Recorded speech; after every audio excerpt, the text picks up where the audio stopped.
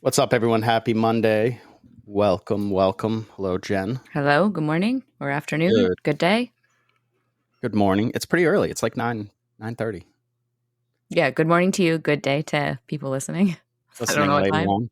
All right. So today we're talking about a hot topic, right? Which is staff retention. And more importantly, this came from, I keep seeing posts on groups that are like, I'm training my staff and I'm filling their books and then they're leaving.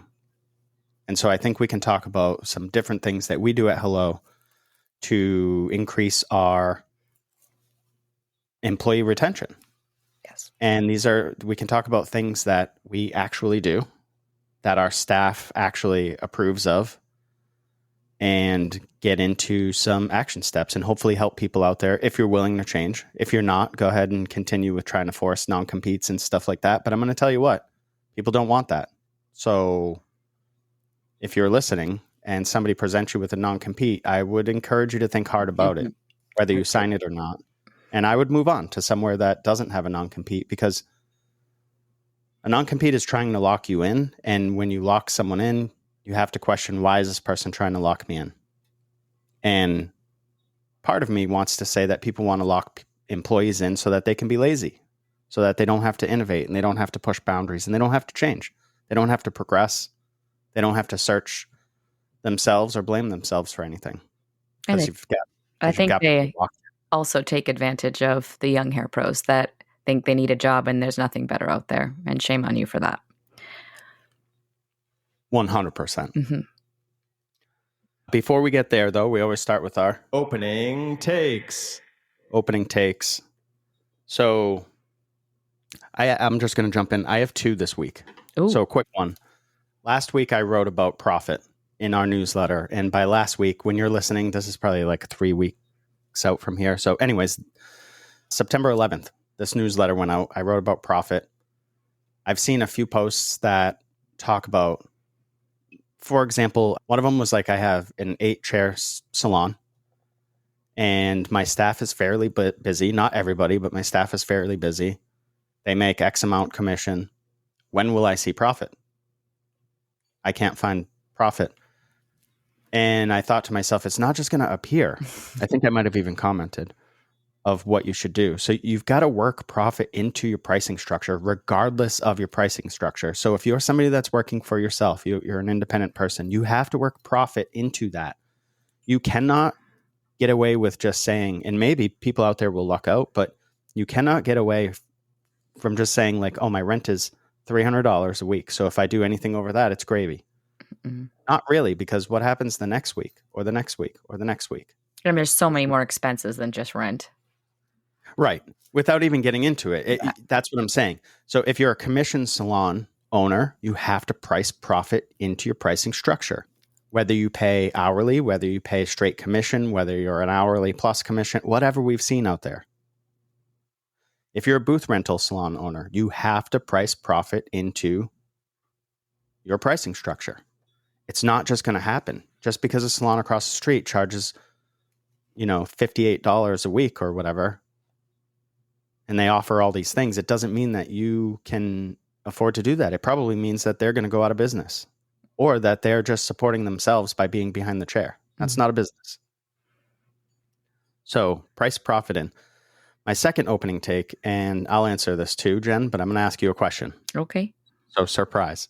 If you could bring back any style from the past and your answer has to include the hair, what would you bring back? Like a hairstyle? Any style. Do you want me to go first? So you have an example? Yeah, go first. All right. I would bring back the style of and I don't know why, but I absolutely love this style, the 1920s flapper.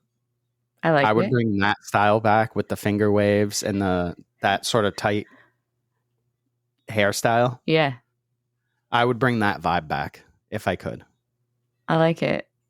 Well, I could tell you a haircut I'd like to bring back that I think is fun to cut. I'm not so sure I love the style, but it's like one of my favorites. It's one of the ones that I think I tried to master in the beginning of my career, was this like flippy haircut in the back, sort of asymmetrical bob in the front. And it was like really fun and creative to cut, which was super cool.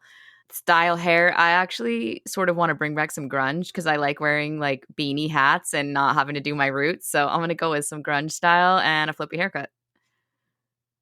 So does that haircut work with the style that you're thinking? Not really. They're kind of Okay. total opposites. But that haircut I worked on for so long that I created like my own haircut for that. And I used to teach it all the time in my first salon. So it was like really fun because it's the haircut I was wearing. So all my clients wanted it. So I had to get really good at it. And in my today as a hairstylist educator, the techniques I created for that haircut, I am teaching all the time, which is really, really fun. Grunge just That's because cool. like I don't want to do my roots and I think wearing hats is cool and I think you can dress up grunge and make it look super cool and trendy. That's cool. I was going to ask you if that was the haircut you invented at. Can I say the name of the salon? Yeah.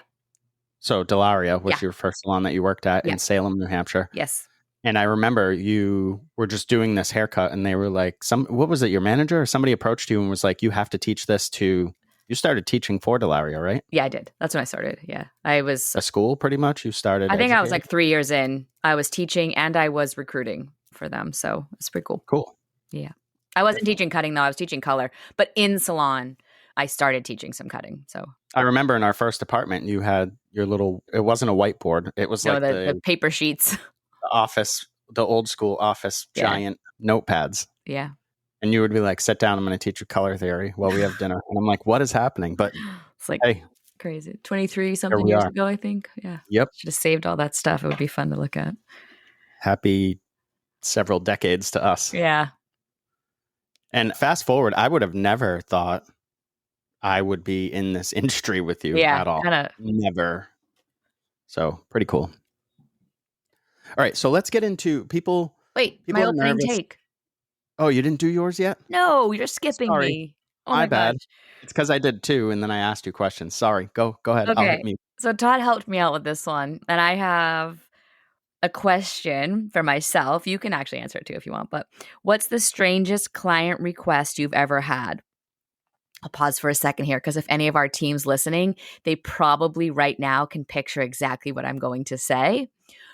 But I have this client and she brought in a picture of a woman with a ponytail that it was like basically, if you remember back, it was probably like 15 years ago, chunky highlights were really popular. And she still wears chunky highlights, but the picture was a girl wearing a ponytail. So we finish her service. She pulls her hair up. She's like, can't you just foil my hair in a ponytail so it looks just like the picture? Now, if someone out there can foil hair in a ponytail or wants to create an education piece around foiling hair in a ponytail, there's a request for it.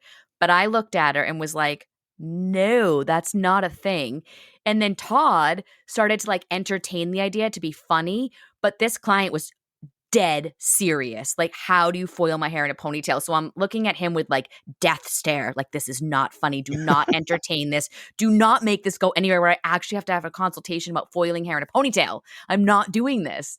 Anyway, that right now is what I can think of off the top of my head as the strangest request for my hairstyle. I can answer that too if you want. Sure. I have one that stands out in mind that I had a few years ago, and this guy wanted a disconnected sort of Peaky Blinders thing going on.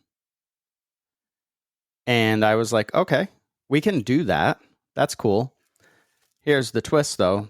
They wanted a fade on the other side. Oh. So they wanted one side faded and one side not. Interesting. And I remember some of our staff, I don't remember exactly who it was like, how did you even connect that? Because do you just have like a harsh line? And I was like, I don't know. In the back, it transitions from a fade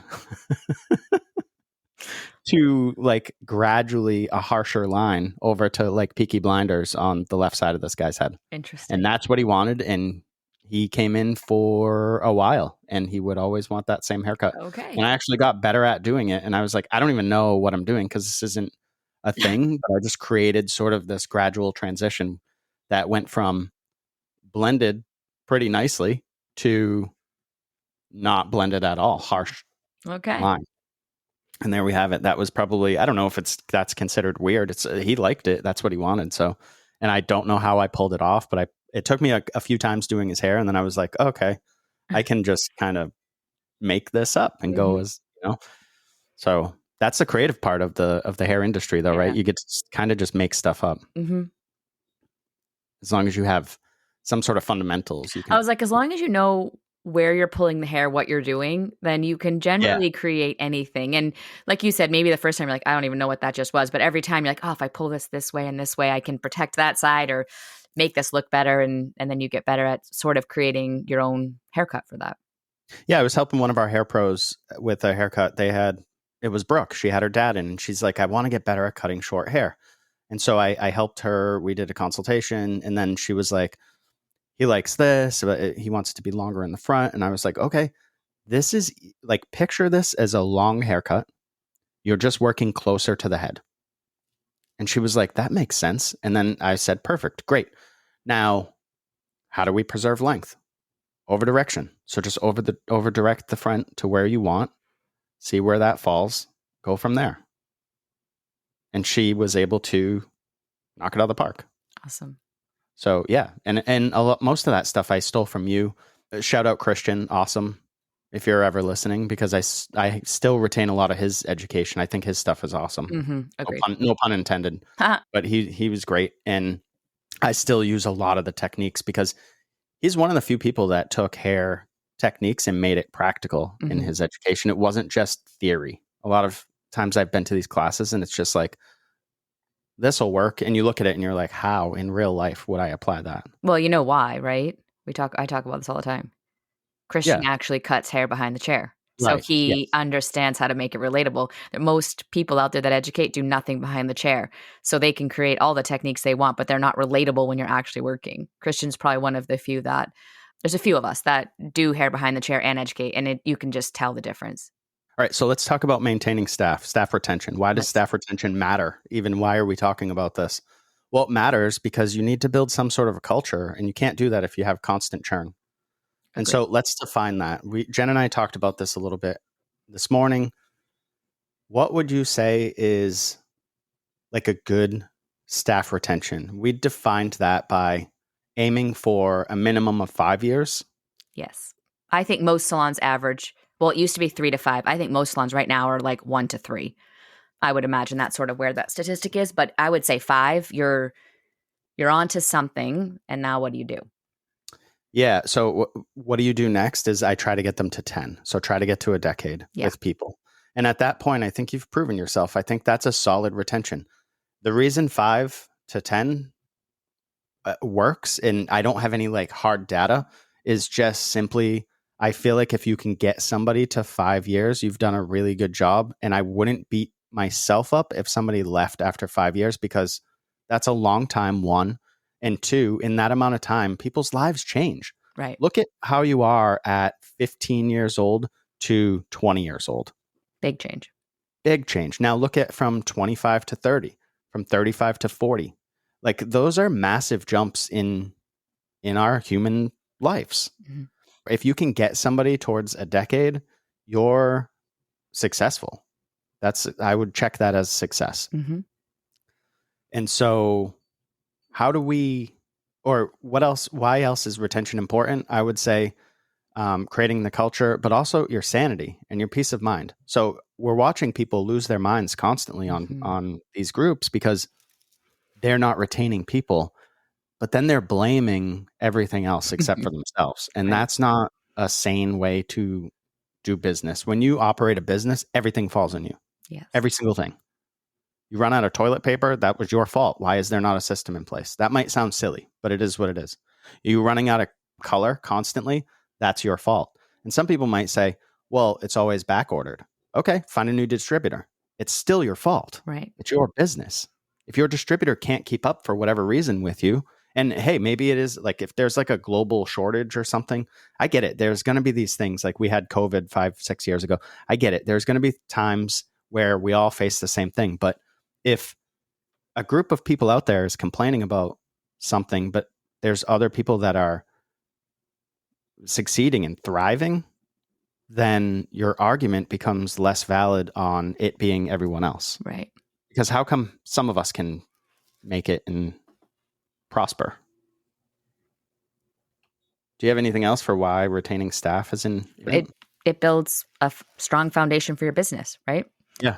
And the retention also helps when bringing on new people, that you have everybody in your business that has bought into your culture, or believes in what you're doing, believes in how the business is run. So they really help you train anybody new that's coming in, and it makes it a lot easier because monkey see, monkey do, right? They're doing what is expected of them. So the next person's going to do that. And then it just kind of, like I said, it just makes it easier. It's just like retaining clients, right? It's a great foundation for your staff's paycheck. They need to retain clients to have a strong foundation so they can build their life. You need a strong foundation in your business, which for you is your employees. For sure. So let's talk about some reasons why staff leave. Sure. Why would people be leaving your business? Number one, we all know, Jen, you can take it if you want because you shouted it out this morning. I don't even remember what I said. Opportunities for growth. Oh, yeah. Yes. Growth. You need to show them truly. This to me is the gem. Like, this is the magic potion right here. If your employees are in your business and they're looking at how you're running your business, like, I could do this myself. Why am I here? Because I can do this myself. They're going to leave. So if you have people leaving, they're looking at whatever your day-to-day is that they believe they can do it themselves, either the same, better, or a little worse, and they're okay with that. If you can show them a growth path of all these things that you offer, all these things that you can do for them, that eventually they're like, I could never, ever raise my prices the way I do under this salon. I could never, ever do these other X, Y, and Z's, whatever it is that they're looking for, that like they would never either be able to do it on their own, or they would never be able to get there as quickly as they could with your leadership and your mentorship. Those are very huge differences for why somebody would stay or leave, because people will come and go. And if you don't have any opportunity for growth for them and they're like, I can do the same thing or less and be not in this really negative environment, they're going to go. For some people, even they'd like to make more money, but they'll take less because they'd rather just not be under your leadership. But if you can show growth and if you can show them opportunity, both of those things are very important. And they look at that as like, whoa, the value here is that I would never do this stuff on my own. Or I didn't even think to do this stuff on my own. You're good, but you'll have to keep doing it.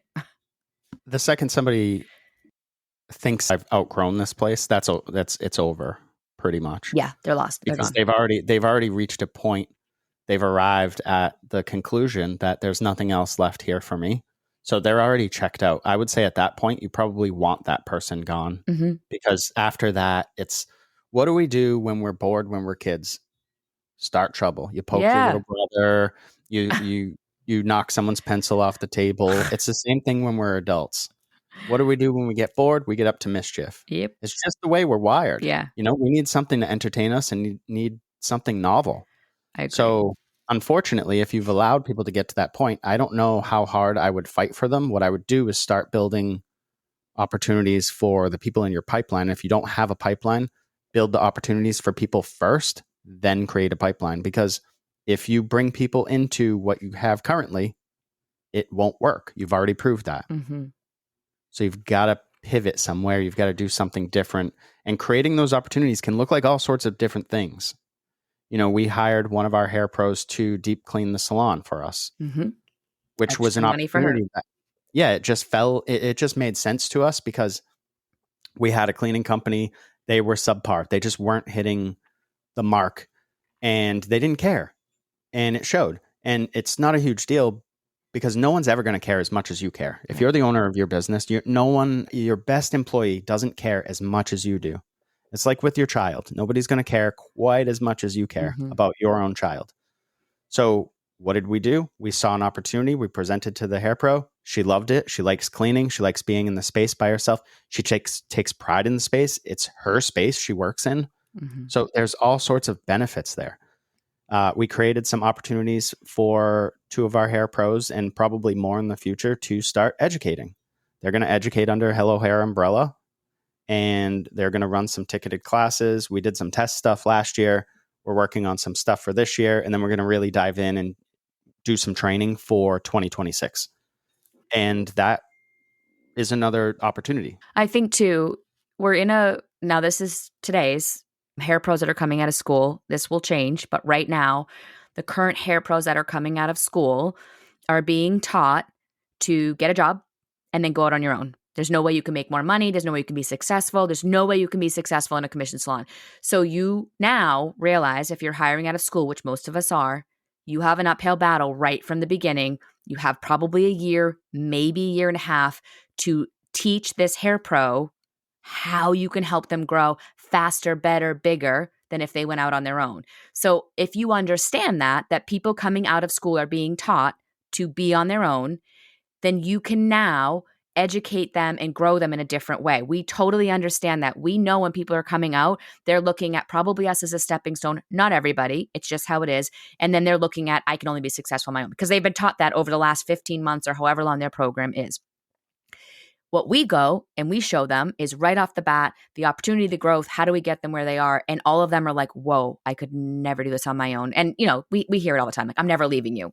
Someone's always leaving. But the goal here is because we have the awareness, because we have the open mind that this is what's being taught to them, then we know how to deal with them in a different way. And we understand that the opportunity and growth is so important for them to buy into, to understand that we can help them get further in their career than they ever could on their own. And that we want the best for them on all platforms, for their career, for their growth, for their technical skills. Those things always need to be talked about. So I had one more where you're sort of diving into how to keep people at your salon. I had one more for why stylists leave salons. Sorry. Why hair pros leave. That's okay. No, it's cool. It's all kind of blends together. Yeah. So it is what it is. I'm a notes person, so I have these notes in sort of order, but we don't have to go in order.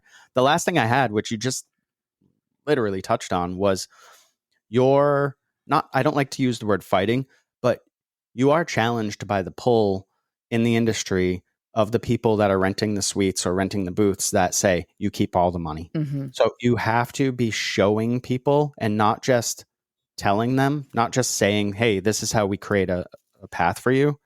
But if you want somebody to be at your salon for, we already defined it as 5 to 10 years, how do we get them? How do we get them? How do we get them to that first mark? That's 5 years. Mm-hmm. Well, we're going to need a 1-year goal, probably a 2 and 3 year goal. Mm-hmm. And then it's going to launch you to a very intensive 4-year goal to get you to 5. Mm-hmm.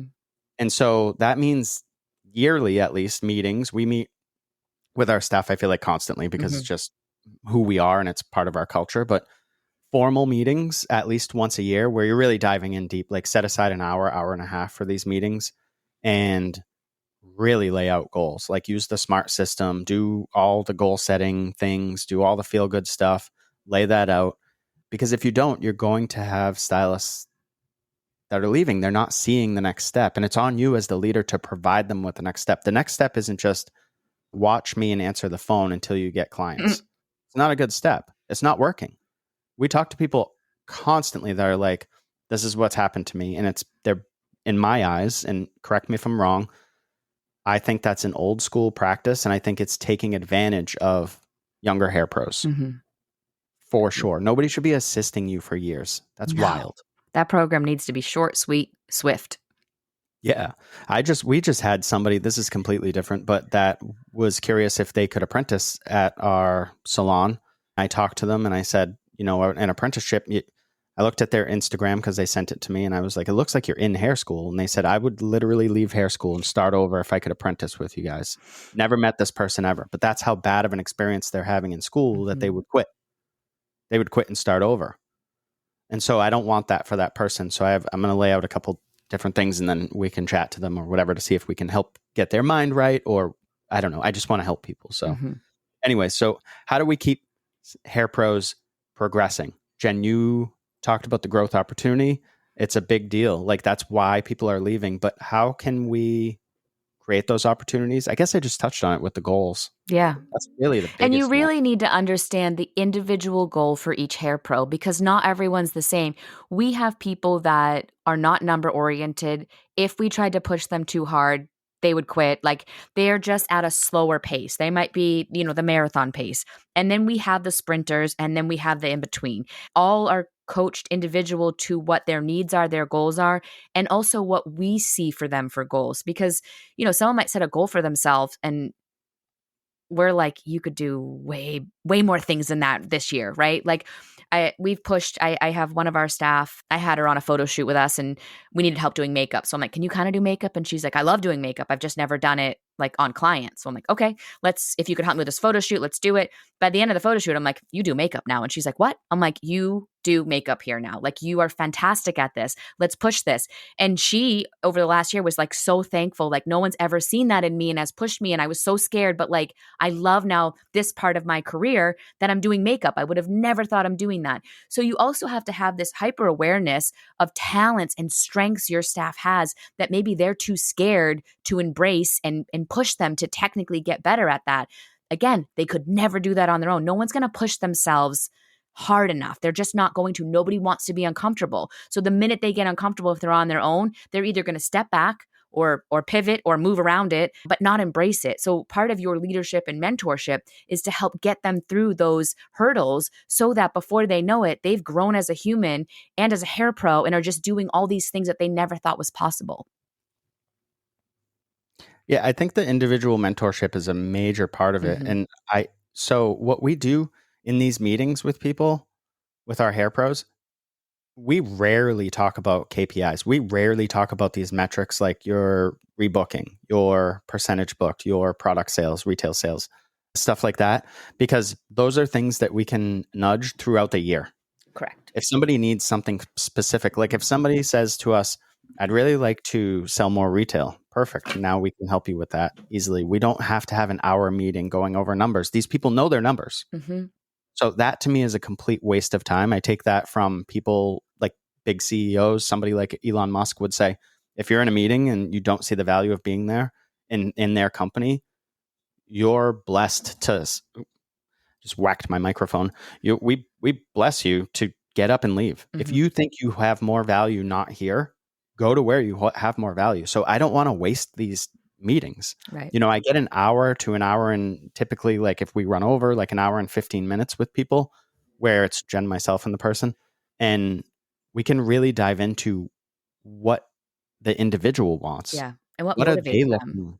Yeah, motivate them. What are they looking for under Hello, but more specifically in the career? Is this somebody that wants to educate, that has a teaching background, that whatever? And how can we show them that we can leverage these skills that they have as individuals? I think that's just like a huge part of it. And it might be something as simple as in your salon. If you're somebody that has, I'm not into these levels and stuff because we have a level system, but the level system is based on price. Right. We don't need a 1, 2, 3, 4, 5. What does that mean to a client? Nothing. They don't know what a 4 is. They don't know the difference between a 4 and an 8. It doesn't make sense. And you see people naming stuff like junior associate and stylist and medium stylist and assistant and senior and educator and part owner, and nobody really cares. I'm going to be honest with you. And that's not exciting. What's exciting is finding out what people want, being able to give that to them, and then growing their paycheck. That's what's exciting, at least to us. I think also if you're focused on more like the price point becomes the level, you're educating that staff member to be comfortable with repeating their prices, because let's face it, a lot of people are not comfortable with prices or talking about pricing. And then also from a client perspective, that client, you're always asking them, not what level do they want. You're asking them, what's your price point? And then I know where to put you. And if they ask, well, what's the difference? Well, the price point generally goes up with either longer experience, client retention, the more skilled you are. So rather than be like, well, our level 5 has about here, whatever. And also using the price point as where you sit in the salon means that your education background necessarily for time in for how many years you've been doing hair, doesn't really matter, because we have some people that have done hair for a smaller amount of time, but they catch on quicker. Their skill set, they either work on it more, but their skill set has just grown really quickly. Other people, it might take them a little bit longer. So it doesn't mean that just because you've been doing hair for 5 years and she's been doing it for 3, that the price point is going to be higher or lower. Again, it becomes individual. How much do you want to work on it and how quick do you want to get there? And that also creates a really healthy culture too, because it's not just like, oh, when I do hair for 5 years, I'm going to get here. Like, no, you have to do the work. You always have to be doing the work and reinvesting in yourself. Agreed. Let's touch on education a little bit. Okay. Because that's another major point. And the reason I say major is I'm basing this on what's worked for us. Mm-hmm. You might have a salon full of people that are, if they're older, they probably don't want to do education. They're kind of done. They just want to do their clients and go home. For us, education is baked in. Mm-hmm. And I'll often post and I'll just write education daily, because at Hello, there's an opportunity for you to either talk to somebody about something, see something you haven't seen, see something you need to see again, or work with somebody one-on-one or in small groups every single day. Mm-hmm. If you want that to happen, we will facilitate it. It often happens without us facilitating it. Right. And because Jen, we are at an advantage. Jen is an educator for a brand, works through our distributor. And so we have additional opportunities for education, but you can get those too. Oh, yeah. You don't have to be an educator in order to get great education. You have to be a curator, though, for your team. I would not just bring in every single person that sends you a thing saying, hey, we're only reaching out to a select few people. Don't fall for that. This person is a celebrity stylist. They're coming in. You should have education. Like, don't fall for that stuff. You want good education, not a sales pitch. So just be careful of that stuff. And I'm not trying to trash anybody. I get people need to make money. And for some companies, the way they make money is they run commercials. And how do they run commercials? They're not on TV. They run them in front of your staff during quote unquote educational events. Totally get it. Totally fine. Totally not knocking the model. It's just not that level of education that we want to see at Hello. Well, it goes. So, go ahead. I was just going to say, do we want to talk about what we do throughout the year real quick? Sure. And I think it's, it goes to your leadership again. They trust you. And if you're bringing in crap education, that trust goes down. So the next class you do, they're like, why would I go to this? It's not good. So you need to have like a mission and vision for the education you want to bring in. Todd and I, when we bring in outside education, there's an interview process that goes with that. Not every email that we get that people want to come in, do we engage with? We understand the level of education we want if it's not under our roof, meaning us doing it ourselves. And by doing that, when we have a class, our whole staff cannot wait to show up. There's not even a question about it. They look forward to it. What we did this year. People are bummed out if they're away. I think Gab was like on vacation or something for one of the more recent ones last in the spring or something. And she was like, damn it. Yeah. Why am I away? I'm going to miss this. And I was like, we'll do it again. We'll do it again. Yeah. What we did this year, which is a little different than last year, which I really loved, is in those one-on-one meetings at the beginning of the year, some of our staff looked at the struggles the other staff members were having, whether they were young staff members or older, it didn't matter technically, and said, hey, I have something I could offer. I would love to teach this class. I think it would really help for everyone that's struggling. In this case, everyone that's struggling with balayage. Like, I learned this a couple years ago. It's really worked for me. I would love to do a class with the staff. It was fantastic. So we were able to now. They had an opportunity. What's that? We were able to create an opportunity. Yes. And it wasn't just, so, I know the staff loves me, but they don't always want to hear me talking all the time. So in order to get some other people doing stuff was really awesome. I run an updo class every year. Generally it's March because it's what kicks it off. This year, I had approached Lauren, hey, would you want to take over and run this class? I am there to support you, but I think you have a lot to offer, and it's a strength of Lauren's. So pass it off. So she ran the updo class this year. I was there to support if she needed anything, but she ran it for the staff, which was great. So it was really cool also for the peers to see their peers teaching them. And there was a respect there. It was really awesome. Obviously, I come in and I do some of the other stuff that I knew, some haircuts that we needed some strength with, some different blonding. And then I always love if we can bring in some outside educator of somebody new, just some new kind of inspiration. And at the end of this month, somebody that I had worked with a couple years ago, we will be flying her in to do a curly hair class. She's just very knowledgeable, but also I think the staff will get just an amazing vibe off of her. So she kind of hit a few points with that. And which is important. We're not just bringing her in because she's somebody that has a massive following on social media. No, actually the opposite. She does not. Yeah, we're bringing her in because she fits what our staff is looking for, and she fits.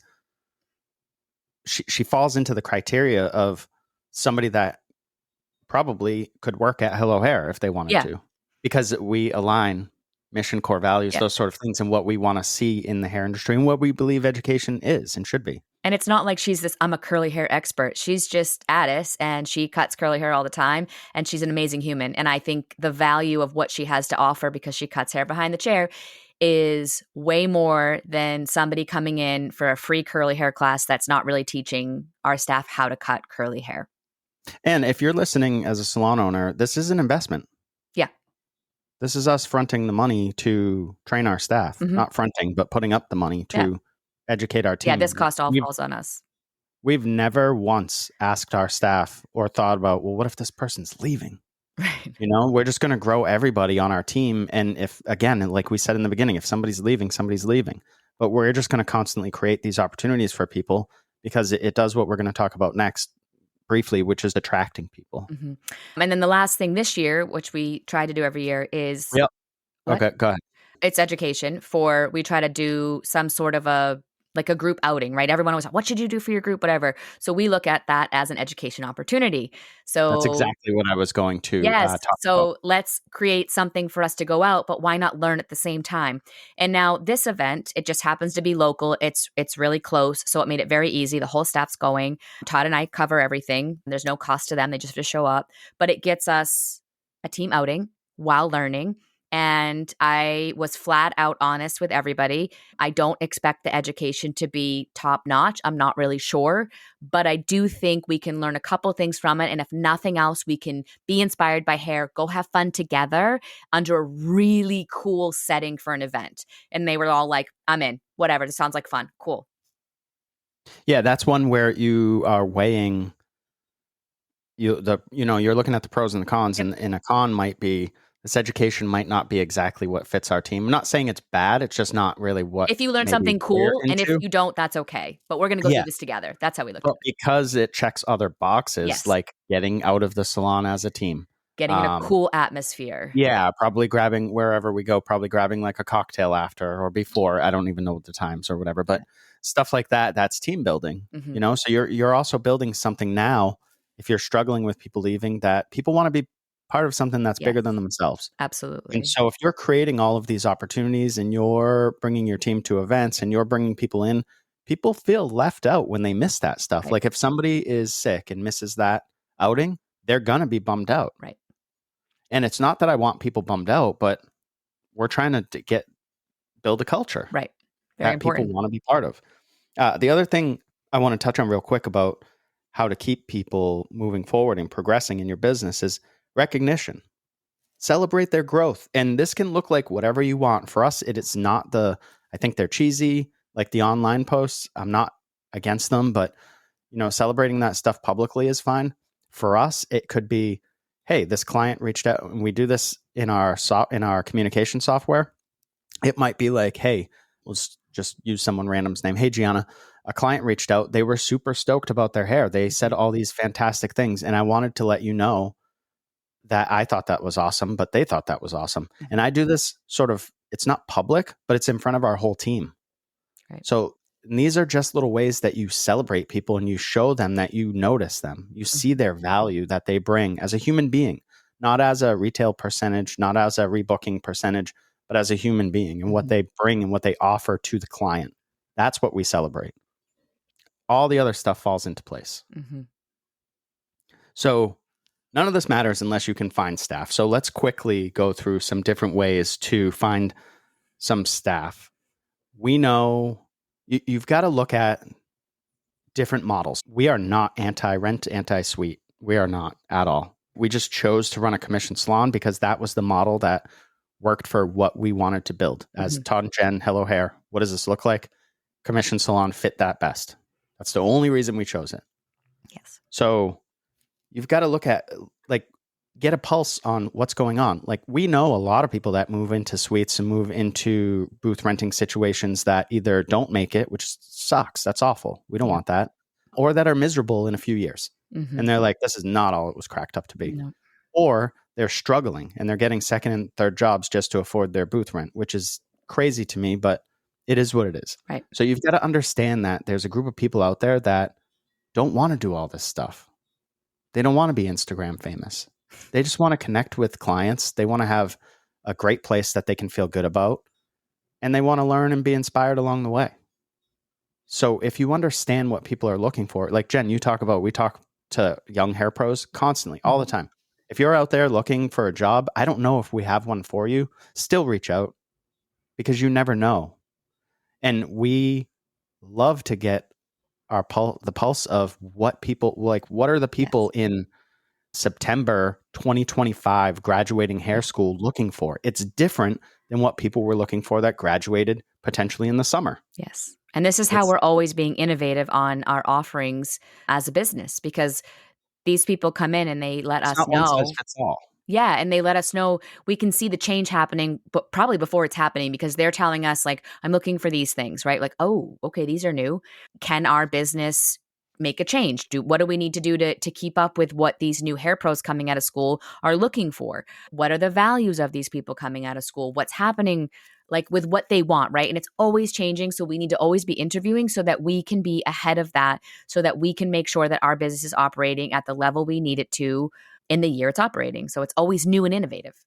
Yeah, exactly. And But if we don't ask them or we don't know, then we're going to be just complacent. For sure. And so then answering those questions helps you find out what people are looking for. So people are looking for structure. People are looking for support. People are looking for, I said, they want to be part of something larger than themselves. People want community. So if you can create those things and tell those stories, you'll attract people that align with what you're putting out. I think we need to shift the message too, that freedom doesn't have to be isolation. A lot of people we talk to, and this is always surprising to me, because it seems like everybody wanted to be a booth renter at one point, which was totally fine. I get it, because they were being sold all this stuff. But they're like, this isn't really freedom. This is isolation. Like, I'm not inspired. I don't have someone to bounce ideas off of. I'm not really connecting with the people that are around me, because there's no cohesion. Right. And I'm not saying that there aren't those booth rental salons out there. There are. I'm sure there are amazing ones where it's a community and everybody's kumbaya, or whatever the saying is, and probably get in trouble for that. Are you allowed to say that? I don't even know what that means. I don't know. Anyways. I think too, there's also people that they went out to go do the stuff on their own and they're exhausted, and what they're finding is they can't show up and be the hairstylist that's creative anymore, because they're bogged down by all the other things that are coming up day to day about running their booth rental, right? And that's another thing that just you don't always either think about, or until you get there, you really can't understand what it looks like to do all the things and then still want to be this creative hairstylist. And you're just like, I'm burnt. Yeah. So the other side of that isolation I had was that people, you can maybe position your business as growth with guidance. So people think that they can only grow if they're on their own. But what if you flipped that? What if you said to them, you can grow and I'll show you how? That's basically what we do at Hello. Yeah. What are your goals as a young professional, as a human being? You know, we have people that are purchasing houses, purchasing vehicles, and that has nothing to do with the salon. Not directly, obviously they need money to do that, but those are goals that Jen and I have done those things. So it's just another layer of guidance that we can offer. We've purchased a house. We built a house. What do you want to know? We can share everything with you and help people through that process. As a leader, you should be doing that stuff. That's what we're looking for in our one-on-ones. It's not again, I'm harping on this a little bit, but it's not the retail percentage, and it's not your percentage rebooked. Correct. It's what are your goals? And then Jen and I ask ourselves, how can we get this person there? And if you take care of your staff, those other things fall into place. But they're not stressed by those numbers, and they don't think they're going to be a setback if they don't get them. I have one more thing, and then we can wrap up if you want, unless you have anything else. And it's just simply be transparent with people. Be willing to dive in and explain to them how money works. I'm not handing people a P&L, but I will explain how dollars come into our business as top line, how they move through our business out to where we choose to move them. I'll explain profit, because if we don't have profit, we can't eat, because this is our business.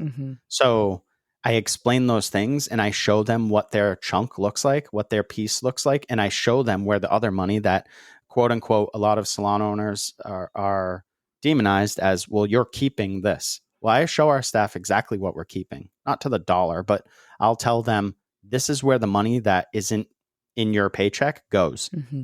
A lot of it goes to education. A lot of it goes to just simply operating, just running and breaking those costs down. That can help your staff understand because they've been sort of already a little mini brainwashed coming out of school with the idea of I can't make money at a commission salon. Right. I So if think you that show piece is them that you extremely can- important. Yeah. So I just wanted to end on that. And if you don't know how to do that, then that would honestly, that's a call that starting point. Yeah, and that's where you would use a mentor. Like, how would I break this down with my staff? That might be the one thing that changes everything you do. And you just need someone to explain it to you so you can explain it to them. But that has been wildly successful with all of our staff. And then they understand the numbers that they should, right? They need to understand how we operate. It's very important. Yeah, I don't remember the last time somebody asked for a raise in regard to commission going up. Because we've explained where the rest of that goes. So you're probably already closer to your 55, 60% when we're talking about all the additional things besides the money that's in your paycheck. Right. And it's fascinating because you have people that are super creative. That's why they're in this field. And their majority of them are not into math. We're at the point now where we have stylists that are like, Todd, Jen, don't care. You've proven it. Trust you. Just keep me going. They don't care what the percents look like. And then we've had others that are like, this makes so much sense now. Thanks. I'll focus on those price increases. And we show people too, things like this is how you're going to make more money. And some of it is tangible. Some of it's untangible. And it's just, you've got to figure out what that looks like in your business. Correct. Get on our newsletter. Yeah. That's all I got. Anything else, Jen? Any closing thoughts? No. Have a great day. All right. You guys got this. You can do it. You can build an awesome culture. I know you can. If you're listening to a podcast, you obviously care. So get out there. Reach out if you need help. Yeah, touch base. And it doesn't have to be with us. I don't care. I just want everyone to succeed. Agreed. All right. Bye, everyone. Bye.